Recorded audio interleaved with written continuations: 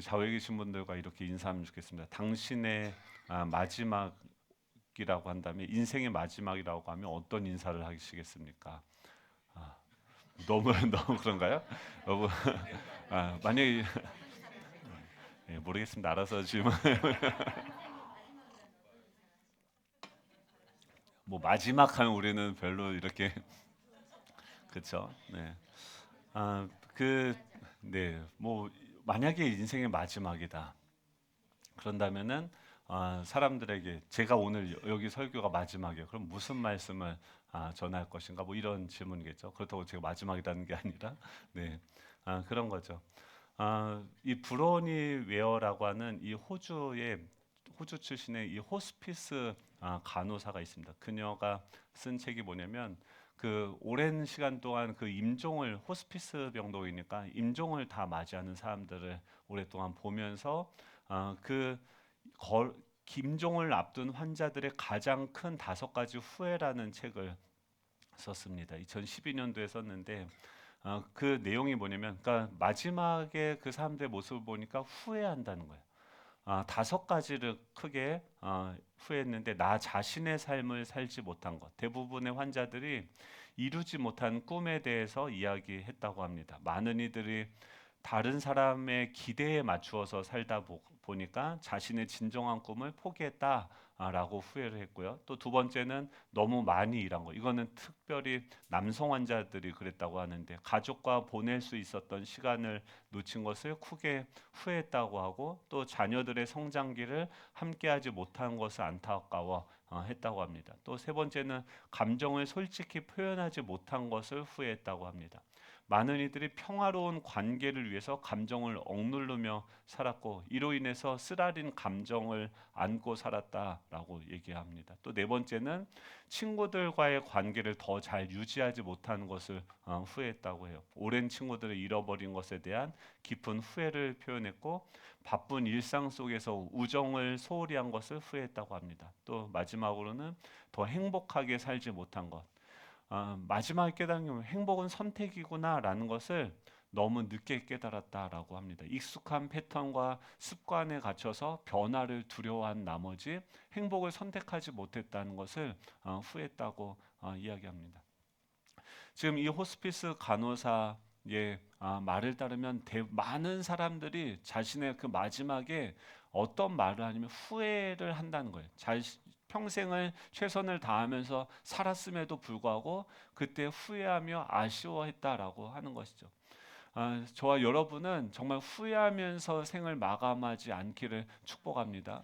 예, 오늘 본문에 보면 이 사도 바울은 후회했다 이런 말이 없습니다. 지금 바울이 어떤 상황이냐면 예루살렘에 이제 가야 되는 그런 상황이죠. 그곳에 가면은 성령께서 뭐라고 얘기하면, 성령께서 그곳에 가면 많은 환난과 결박이 너를 기다린다. 너 거기 가면 죽을지도 모른다. 지금 에베소 장로들을 청해서도 뭐라고 얘기하면, 나 이게 마지막으로 우리가 보는, 아마도 마지막으로 보는 게 될 것 같다라고 이야기하는 거죠. 본인이 굳이 예루살렘에 가면 죽을 것을 뻔히 알면서도 그것을 선택하고 지금 마지막으로 유언과 같이 고별 설교를 하는 것이 바로 오늘 본문의 내용입니다.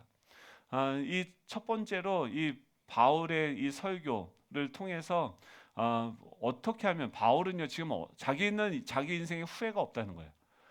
자기는 지금까지 충분히 만족된 삶을 살았다. 어떻게 그런 일이 가능했는가? 이 마지막 고별 설교를 찬찬히 음미하면서 보기를 원합니다. 17절에 보면 밀레도에서 사람을 에베소로 보내어서 교회 장로들을 청하였다라고 이야기합니다. 이 바울은요, 첫 번째로 마지막 순간까지 책임을 지는 그런 리더십으로서 삶을 살았다고 하는 것입니다. 만약에 한번 생각을 해보십시오. 갑자기 배를 타고 가는데 이 선장이 있어요. 한 선장은 갑자기 쓰러지는 선장이에요. 이 선장은 평소에도 너무 수고하고 열심히 최선을 다해서 했어요. 그런데 갑자기 어느 날 그는 그래서 많은 일을 담당하고 많은 사람들을 행복하게 했는데 갑자기 쓰러진 거예요. 또 한 선장은 자신이 쓰러질 것을, 자신이 언젠가는 떠날 것을 기억하면서 그 모든 것을 준비하는 선장이 있습니다. 그래서 그 선장은 폭풍이 올 것을 알면서 항해를 나서기 전에 모든 승무원들을 모아서 자신이 알고 있는 모든 항해 지식을 전수하고 상세한 그 바다 지도를 그려서 남기는 일을 했어요. 만약에 여러분들은 이번 올 한 해의 삶을 어떤 식으로 사셨어요? 내가 나 혼자 열심히 최선을 다해서 모든 것을 내가 다 감당하는 거예요. 물론 주변 사람들이 좋아하겠죠. 그런데 만약에 여러분들이 갑자기 심근경색으로 떠나간다고 한다면 그 가족들은요, 그 자녀들은 준비가 되어져 있습니까? 이 사도 바울은요, 이 후자와 같은 선장이었습니다. 지금 그는 자신의 생명이 위태로울 것을 알면서도 지금 예루살렘을 선택했어요. 지금 자신이 떠나가는 게, 예수님처럼 자신이 떠나가는 것이 너희들에게 더 유익할 수 있다라고 이야기하면서 끝까지, 그는 마지막까지 편하게 지금 쉬다 갈 수도 있죠. 지금 교회들 다 개척하고 거기서 이제 세워놓은 교회들을 돌보면서 편안하게 남은 여생을 보낼 수도 있겠죠. 그런데 사도 바울은 끝까지 자신의 그 사명을 따라서 그 죽음의 길로, 어쩌면은 죽을 수 있는 그 길로 가게 되어지는 거죠. 근데 그가 떠나기 전에 중요한 두 가지 준비를 합니다. 첫 번째 뭐냐면 이 로마서라고 하는 이 항해의 지도를 남기는 것이죠. 그동안 자신이 그 교회를 가고 또 복음을 전하고 여기저기 다니면서 얼마나 바쁘겠어요. 지금 할 일이, 눈앞에 닥친 일들이 얼마나 많겠어요. 그런데 그는 그 시간을 쪼개어서 뭘 했냐면 자신이 어떤 내용으로, 어떤 복음으로 가는 곳마다 복음을 전했는지 자신의 그 항해 지도, 자신의 그 복음 강의안을 남겼다라고 하는 거예요. 만약에 사도 바울이 로마서를 남기지 않았다고 한다면 우리는 이 복음이, 바울이 전했던 복음이 무엇인지 아는데 많은 어려움이 있었을 것입니다. 또 두 번째는 이 에베소 장로들을 불러서 뭘 하냐면 인수인계를 하는 거예요. 지금 오늘 장면이 뭐냐면 지금 밀레도의 사람을 보내서 에베소의 장로들을 좀 이곳으로 오라고 해라. 그래서 지금 그 사람들에게 마치 선장이 모든 승무원을 갑판에 모아놓고 이야기하듯이 지금 내가 지금까지 어떻게 해왔고 또 어떤 것이 중요하고 내가 떠난 다음에 어떤 위험들이 이 교회에 닥칠 수 있다는 것을 미리 가르쳐주며 그것을 대비할 수 있도록 인수인계했다라고 하는 것이죠. 여러분, 이게 너무 중요합니다. 이 사도 바울은요, 마지막 순간까지 책임을 지는 그런 리더십이었어요. 여러분들도, 우리도 언젠가는 떠나요. 언젠가는 여러분들이 지금 각 팀에서 또 목자로서 어떤 사역들을 하게 될 때 무엇을 고려하셔야 되면, 내가 언제까지 그 교사를 할 것입니까? 언제까지 그 뭐 차량 운행을 할 것입니까? 언제까지 그걸 할 거예요? 아니요, 언젠간 떠나는 거예요. 그러면 그 일을 하면서 두어야 되는 것이 무엇이냐면, 내가 떠났을 때도 어떻게 이것이 지속되어질 수 있는가? 내가 떠나도 어떻게 지금 이 하나님의 역사들이 계속해서 나타날 수 있는지 우리가 생각해야 된다는, 가정에서도 그렇고 나의 삶에서도 우리가 떠나는 그 순간을 기억하며 마지막까지 책임을 지는 리더십이 돼요. 어쩌면은 그 사람이 혼자, 자기는 내가 다 알고 내가 다 잘하고 내가 모든 것을, 제가 아는 어떤 분이, 엄마가 그랬어요. 엄마가 너무나도 헌신적이고 세 딸이 있었는데 너무나도 헌신적으로 다 해줬어요. 근데 어머니가 어느 날 갑자기 돌아가셨어요. 교통사고로 돌아가셨어요. 세 딸이 어떻게 됐는지 아세요? 나이가 40이 넘었는데 다 우울증 오고 마지막 셋째는 자살을 했어요. 제가 첫 번째 장례 집도한 게 그 집 마지막 막내였어요. 엄마가 떠나고 나서 그동안 엄마가 모든 걸 다 해준 거예요. 모든 결정을 다 해준 거예요. 나이가 40이 되고 50이 됐는데도, 여러분, 마지막 내가 떠났을 때 이 친구들에게, 이 자녀들에게, 이 공동체, 이 팀에서 내가 떠났을 때 이것을 어떻게 세워가야 될지 생각하는 것이 책임을 다하는 것입니다. 내가 무조건 열심히 하고 내가 무조건 다 잘하고 내가 무조건 끝까지 여러분들 그들에게 멘토가 되어주고 끝까지 여러분들 그들을 책임질 수 있습니까? 그럴 수 없다는 거예요. 사도 바울은 그래서 어떻게 하냐면 이 말씀을 가르치고 그 말씀을 기록해서 그들에게 남기게 됩니다.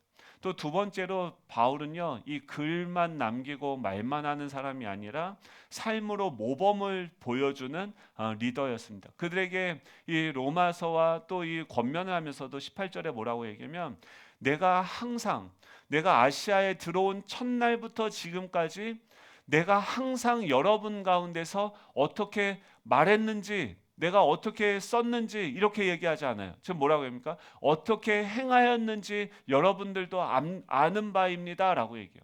그는 글만 쓰고선 자신 일을 다 했다, 말만 하고선 사람들에게 이야기만 하고선 내가 할 일을 다 했다라고 하지 않았습니다.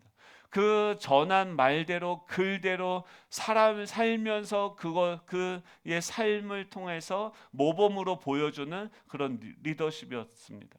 어떻게 그가 행하였는가 이어서 계속 이야기하죠. 19절에 보면 곧 모든 겸손과 눈물이며 유대인의 관계로 말미암아 당한 시험을 참고 주를 섬겼다라고 얘기해요. 지금 그가 어떤 식으로 행하였냐면 참고 주님을 섬겼다. 너 나 알잖아. 내가 어떻게 너희들을 섬겼는지 알지? 나 맨날 겸손하게 또 눈물로 맨날 하는 게 뭐였어요? 참는 거였어. 그걸 지금 얘기하는 거예요. 근데 그 겸손과 눈물과 참는 것이 지금 유대인의 관계로 그렇게 어려움을 당하고 사람들이 나를 비방하고 나 뒤에서 욕을 하는데도 내가 그것을 참았던 것은 무엇이냐면 그것이 그곳에 계신 주님을 섬기는 것이었다라고 이야기해요. 두 번째 뭐냐면 열심히 가르쳤다는 거예요. 뭘 했냐면 바울은요 계속해서 가르쳤어요. 20절에 보면 유익한 것은 무엇이든지 공중 앞에서나 각 집에서나 거리낌 없이 여러분에게 전하여 가르쳤다라고 얘기해요.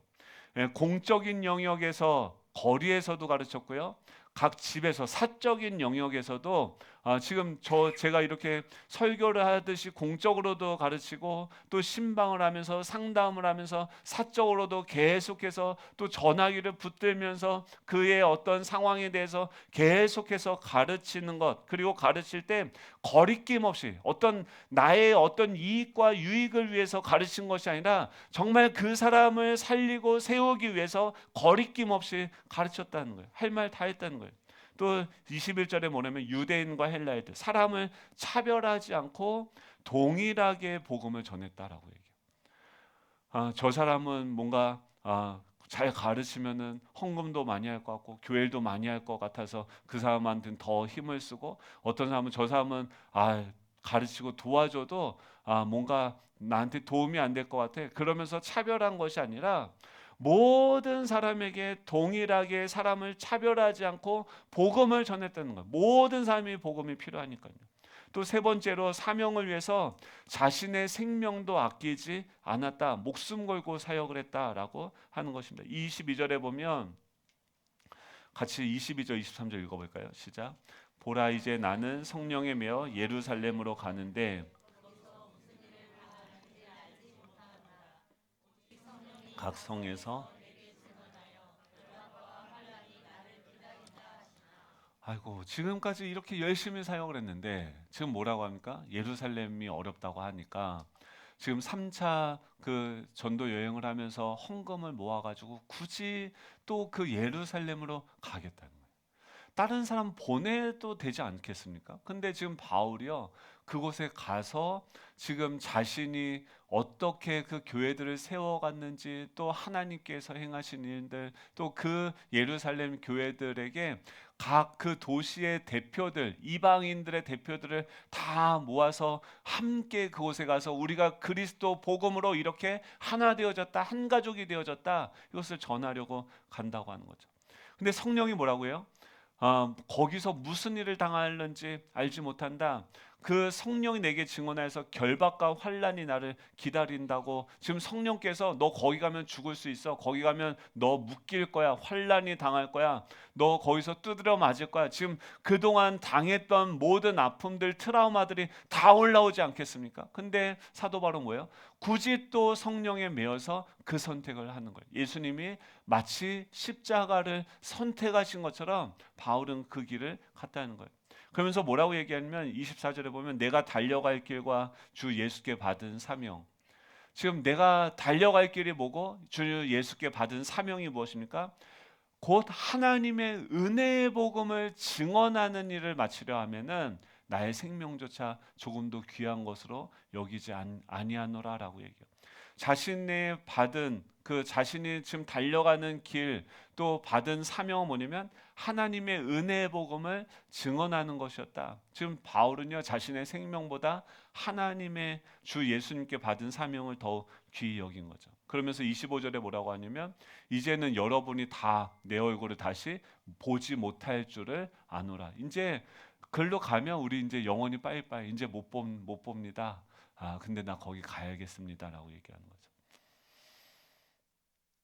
그러면서 26절에 뭐라고 하냐면 그러므로 오늘 여러분에게 증언하거니와 모든 사람의 피에 대해서 내가 깨끗하다. 나 이제 더 이상 후회 없이 사역했다. 후회 없이 살았다. 여러분들을 위해서 할 수 있는 거 내가 다 했다. 내가 떠나서까지도 여러분들에게 필요한 것들 다 준비하고 대비했고 내가 떠난다. 그러면서 뭐라고 얘기하면 28절에 보면 그러니까 여러분들도 이렇게 하라라고 얘기해요. 지금 주님의 말씀에 근거하고 그 말씀대로 산 자신의 삶을 근거해서 그 장로님들에게 그 교회를 맡깁니다. 두 가지를 얘기해요. 삼가라는 거예요. 하나는 삼가라는 거예요. 여러분 자신을 위해서 또 온 양떼를 위해서 삼가라.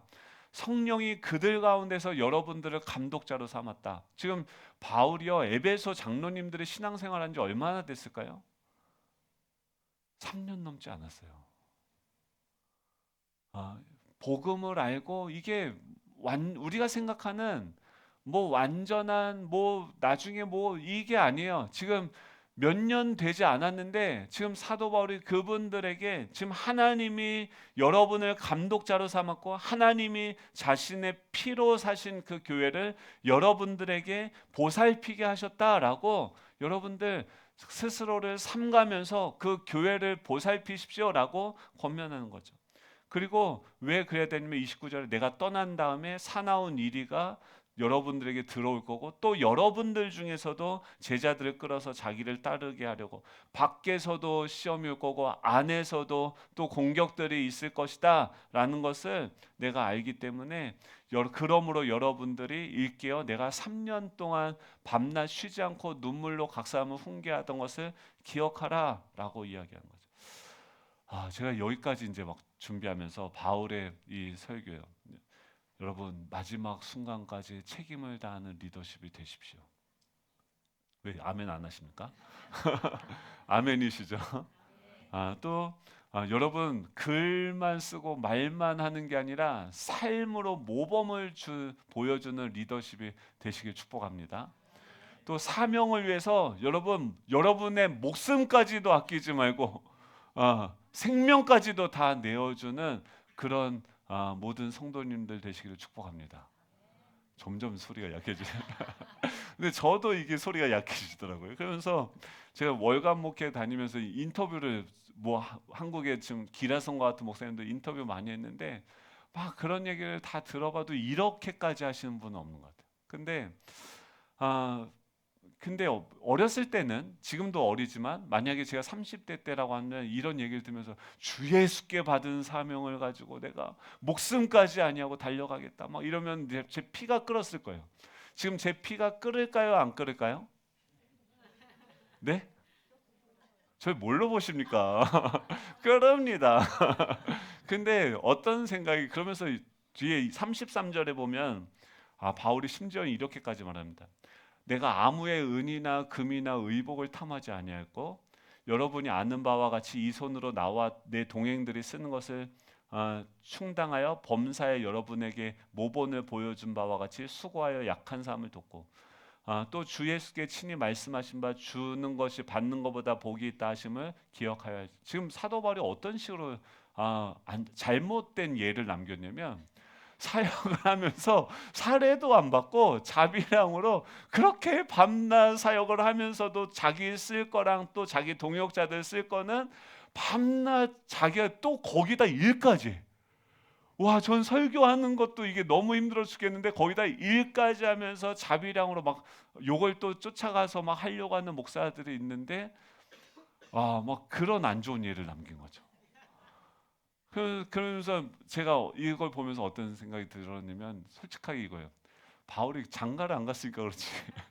처자식이 있어봐요. 그러면 지금 예루살렘으로 갈 수 있냐고요. 지금 아내랑 애들이 지금 시퍼렇게 살아서 지금 얘네들 학원비, 과외비가 얼마 드는데 지금 그걸 위해서 내가 사례도 안 받고 일하면서 과로사로 죽으면 우리 자녀들은 물론 여러분이 다 책임지시겠죠? 아멘. 그러는 거죠. 그러니까 만약에 그런 기사를 썼다고 하면 사람들이 아마 그럴 거예요. 저처럼 장가를 안 가서 그럴 거 아니냐. 이게 정말 쉬운 게 아니에요. 그러니까 아니면 어쩌면 불가능할지도 모릅니다. 근데 이 어떻게 하면은 그래도 우리 안에 미련이 있잖아요. 그래도 이 바울처럼 살고 싶은 그런 마음들이 우리 안에 있단 말이에요. 우리도 정말 후회하지 않는 그런 삶을 살고 싶다는 거예요. 어떻게 하면은 바울은 안 그랬을까요? 바울은 그 예루살렘으로 그냥 발이 술술 떨어졌을까요? 거기 가서 누군가 날 죽일지도 모른다고 하는데 그냥 거기를 갈 수 있는 힘이 그 안에 있었을까요? 이게 키가 무엇이냐면 32절의 말씀입니다. 우리 32절 같이 한번 읽어볼까요? 같이 읽겠습니다. 시작. 지금 내가 여러분을 주와 및 그 은혜의 말씀에 부탁하노니 그 말씀이 여러분을 능히 든든히 세우사 거룩하게 하심을 입은 모든 자 가운데 기업이 있게 하시리라. 아멘. 지금 바울이요, 그 장로님들한테 막 이런저런 다 얘기를 해요. 그래서 뭐라고 얘기하냐면, 내가 여러분을 지금 주님과 및 그의 은혜의 말씀에 부탁한다, 맡긴다라고 하는 거예요. 그러니까 바울이 믿은 것은 그 에베소 장로들을 믿은 게 아니에요. 그분들이 지금 자신이 그렇게 했다고 해서 그 모든 것을 감당할 수 있을 것이라고 믿지 않았어요. 또 바울이 디모데후서에서 뭐라고 하면 자신이 죄인 중에 괴수다라고 고백을 해요. 그 말은 뭐냐면 자신도 날마다 저랑 똑같았다는 거예요. 자신도 그렇게 그 죽음 앞에서 두려웠고 또 처자식을 위해서 또 그런 상황들에 대해서 자신이 뭔가 할 수 없는 그런 염려들, 우리가 올 한 해 마주했던 그런 내 자신의 한계들 본인도 날마다 경험했다는 거예요. 근데 지금 에베소 장로들을 지금 자신을 그때마다 바울은 어떻게 하냐면 그 주님과 그 은혜의 말씀에 자신을 맡겼다는 거예요. 지금 이 성도님들을 지금 얼마나 무책임합니까? 어떻게 보면은 제가 갑자기 은혜 받아가지고 선교 나간다고 하면서 처자식 다 버리고 여러분 이 교회 다 버리고 제가 그냥 떠나는 거, 이거 무책임한 거 아닙니까? 근데 만약에 성령님께서 그렇게 말하면 가야 되는 게 맞겠죠. 근데 그렇게 말 안 하실 줄로 믿습니다. 근데 그러면 간다고 하면은, 근데 간다고 해서 제가 쓰러진다고 해서 죽는다고 해서 그럼 그게 안 되는가? 그것도 아닌 거예요. 만약에 이 교회를 세우고 여기까지 오게 한 게 저가 했다고 한다면은 그게 말이 돼요. 제가 없으면 안 되는 거예요. 근데 지금 뭐라고 얘기하면 주님과 그 은혜의 말씀에 부탁한다. 여러분, 이 사도 바울처럼 후회 없는 삶을 살 수 있는 비결이 무엇입니까? 우리 인생을요, 주님께 맡기는 거예요. 주님의 그 은혜의 말씀에 맡기는 거예요. 여러분, 말씀도요, 두 가지가 있어요. 율법의 말씀이 있어요. 율법의 말씀은 거울이에요. 말씀을 통해서 아침마다 거울을 보셔야 돼요. 내 영혼이 지금 이거 보니까 사도 바울은 이런 삶을 살았는데 이 거울로 보니까 어떻게 해요? 아이고 난 멀었구나. 그렇지, 나는 그래서 나는 목회자가 안 된 걸 감사해야 돼. 나는 그렇게 죽었다 깨어나도 살 수 없어라고 생각이 든다고 한다면 뭐예요? 그건 율법의 말씀이죠. 거울의 말씀이죠. 우리 안에 있는 그 연약함들을 보게 하는 거죠. 근데 지금 그 율법의 말씀은 뭐냐면, 그 말씀으로 보면 여러분들 안에 계속해서 정죄하고 내 안에 있는 판단하고 비판이요. 그래서 율법의 말씀에 자신을 맡기는 분들이 있어요. 그래서 사람들 봐도요, 예배 드려도 막 자기도 뭐 그렇게 잘 하지도 못하면서 맨날 아무튼 하여간 남들은 그렇게 비난하는 데는 천재예요. 어떻게 말씀이 그렇게 보여주니까 그걸 맨날 자기한테는 적용 안 하고 남한테만 적용을 해요. 저 사람은 목사가 왜 저래? 맞아요, 저 목사인데 그래요. 저 장로님은 왜 저래? 그분 장로님인데 그런 거예요. 저분 권사님인데 저럴 수가 있어? 그런데 어쩌라고요? 아직 그 정도밖에 안 된 거예요. 근데 당신은요? 당신도 안 됐잖아요. 이 율법의 말씀이에요. 여러분, 이 말씀을요, 첫 번째로는 우리를 깨닫게 해요. 연약함을 깨닫게 해요. 그게 보게 돼요. 그래서 우리는요, 기도하면 정신이 맑아져서 뭐가 옳고 그른지를 말씀을 보면 볼수록 더 정확하게 알게 됩니다. 그러니까 모든 사람이 띠리를 봐도 그 사람 표정 하나만 봐도 저 사람 지금 교만한데? 저 사람 막 저렇게 입꼬리가 실로 올라가면서 보면서 저 사람 지금 꼬셔하는데 막 별별 정보들이 이제 다 보입니다. 점집 차려도 될 것 같아요.